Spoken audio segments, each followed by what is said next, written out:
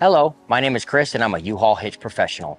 Installing a hitch on your Hyundai Elantra can lead to some amazing adventures, such as biking, camping, or road trips to your favorite destination. You can even tow a U-Haul trailer just about anywhere in North America. Now, let's take a look at how we completed this install. You will need the following tools or supplies to complete this installation.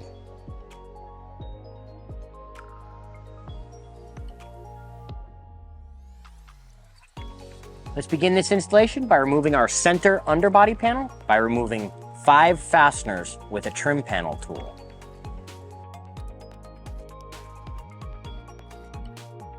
On the forward edge of the underbody panel, you will find 2 fasteners you can remove with a 10mm socket.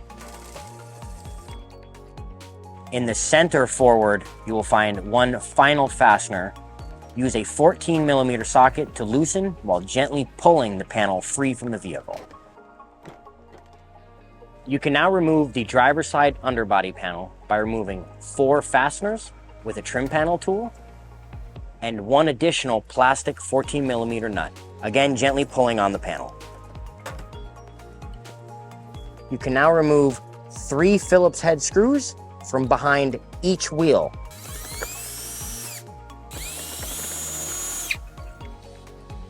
This screw may be a bit tricky. Try using a 1/4 inch wrench and the screw bit if you do not have a small ratchet.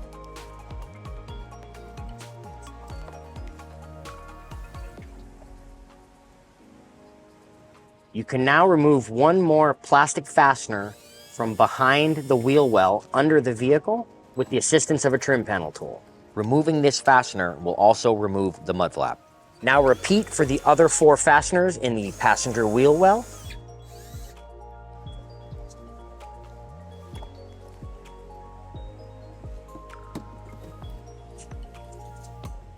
Additionally, you will find a trim panel on the passenger side of the vehicle. We need to remove at least 2 clips from the body of the vehicle, and you can go ahead and remove this 3rd clip and the whole panel if you prefer. Additionally, there is a fastener in the fascia behind the trim that you can remove with an 8mm socket. You can now lower your exhaust, but first let's support it with a strap. You can now remove 3 rubber isolators with your exhaust hanger pliers. Your first one is forward of the muffler, and the other 2 are on each side of the muffler. You can now go ahead and open your trunk and remove your taillights. Inside your trunk, behind the taillight, you will find a knockout that you can remove. You can remove these 2 fasteners with a 10mm socket. Couple spins get it loose and remove it by hand. Take care not to drop it behind the trim panel.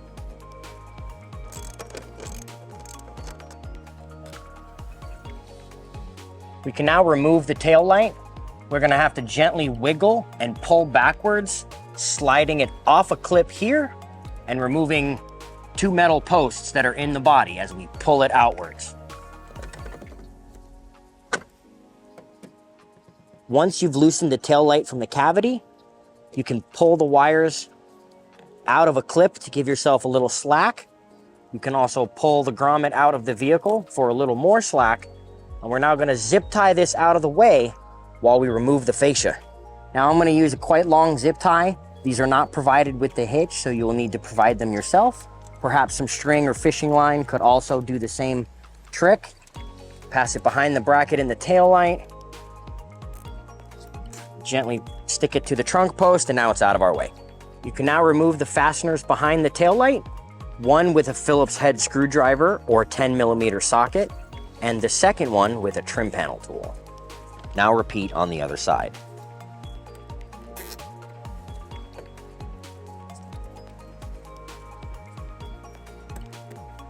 We're now ready to remove our 4 bumper beam bolts. There's gonna be 2 on each side, and we're gonna remove them using a 12mm socket. They are forward facing, and they are hard to access here on the driver's side because of the canister, but let's take a look.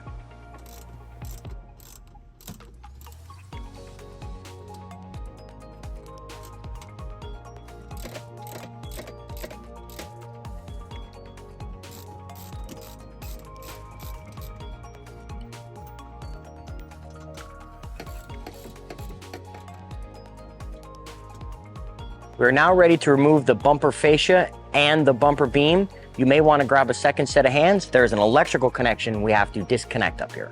First, let's take some masking tape and cover our body lines so we don't make any scratches when we return the fascia later.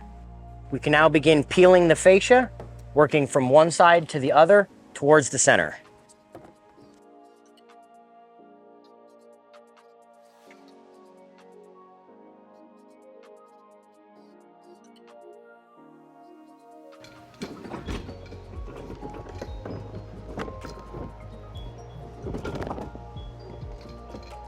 Depress the tab to remove the electrical adapter.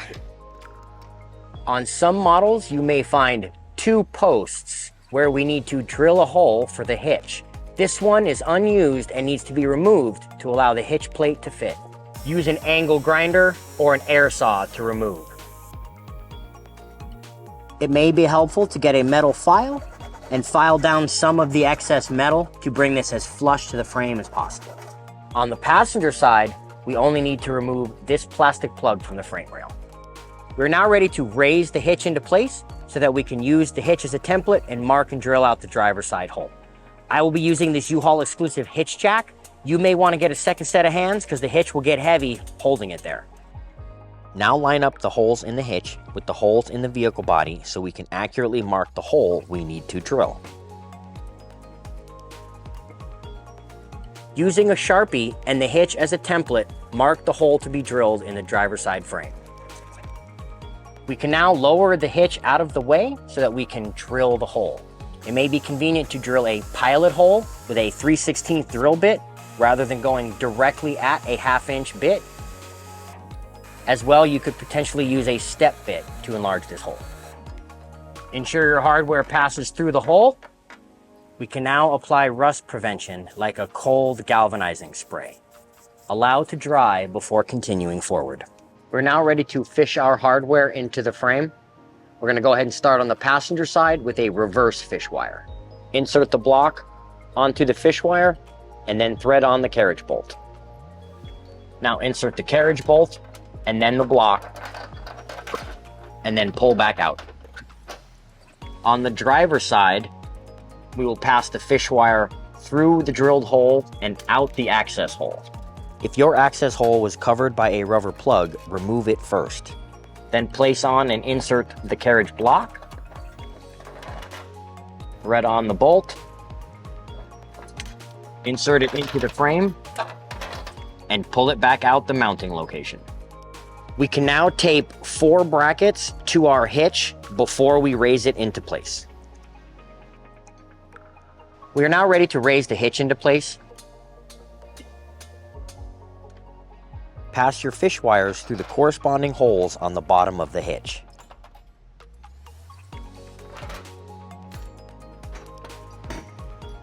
You can now remove your fish wire and place on a conical tooth washer with the teeth facing the plate and a hex nut. Install tight enough to support the hitch, but we are not going to use tools until we've installed all the hardware. We're now ready to trim the fascia using our air saw.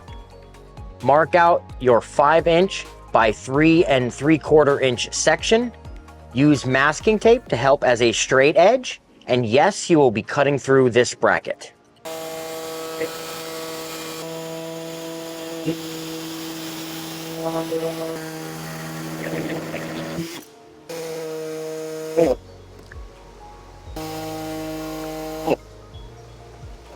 You can use a metal file to remove any frayed plastic or rough edges. We're now ready to remove these 2 fascia brackets.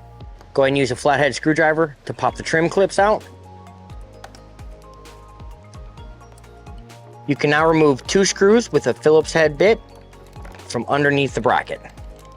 Be sure to finish removing the screw after the bracket comes out.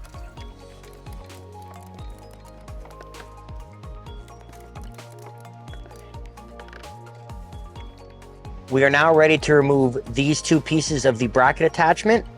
You can do so with tin snips or you can use your air saw. If needed, you can use a metal file to shave down any protrusions.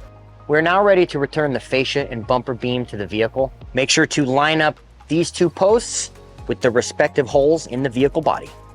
Now that we've made some alterations, this bumper beam is a little loose, so we're gonna make sure we support it and return it to the vehicle and bring the fascia with it. Remember to connect your electrical connector before we finish placing the fascia.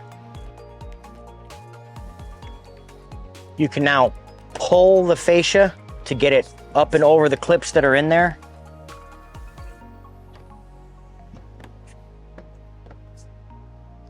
We are now ready to install the new bumper beam hardware. Be sure the teeth of your conical tooth washer face the plate of the hitch. Do remember that if you have the Korean model, you will need to install the M8 bolts, as we do. But if you have the US built model, you will install the additional M10 hardware that's included in the kit. We are now ready to tighten and torque the hardware to the manufacturer specifications. We will link them in the description below. For the 7/16 carriage bolts, we're going to use an 11/16 socket and a short 4-inch extension. I'm now going to switch to a 3/8 drive torque wrench due to the lower setting for our bumper beam bolts, and I'm going to use a 13mm socket for our M8 bolts. On the driver's side, you will need a 13mm crow's foot to access the hardware.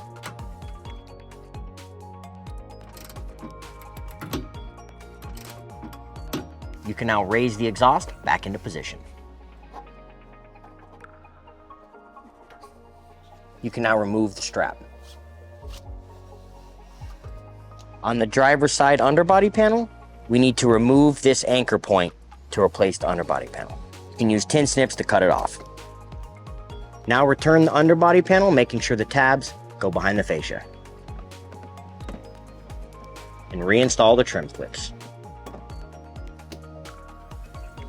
We can now make a small trim to the center underbody panel. This center clip is going to be removed. We measured out a 5-inch by 1-inch section. Go ahead and use tin snips to cut this out.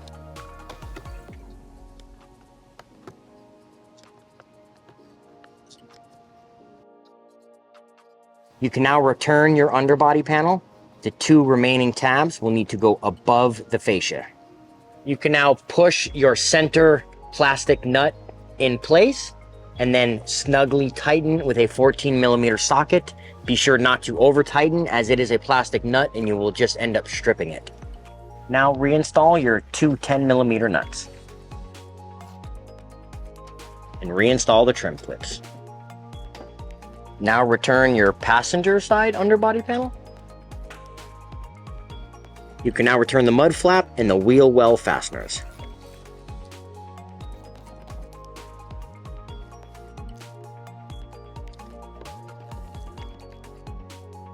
Now return the fasteners in your taillight cavity and replace the taillights. Cut away the zip ties and reseat the grommet.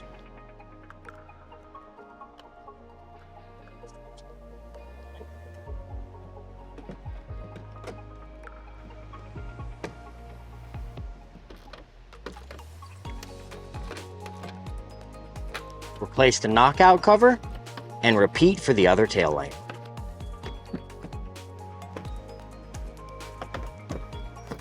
Now that the hitch is installed, we've pulled the vehicle onto level ground to show you some important measurements. This is an 1.25 inch receiver. From the pinhole to the end of the bumper is 5 inches. From the ground to the inside of the top of the receiver is 11.5 inches. These measurements will help you determine the necessary length, rise, or drop of your hitch accessories, like a ball mount, bike rack, or cargo carrier. If you have any questions about the products seen in this video, or if you'd like to schedule an installation with your local U-Haul hitch professional, please visit us online at uhaulhitches.com. You can also download the U-Haul app using the link in the description for even more ways to manage your hitch and towing needs.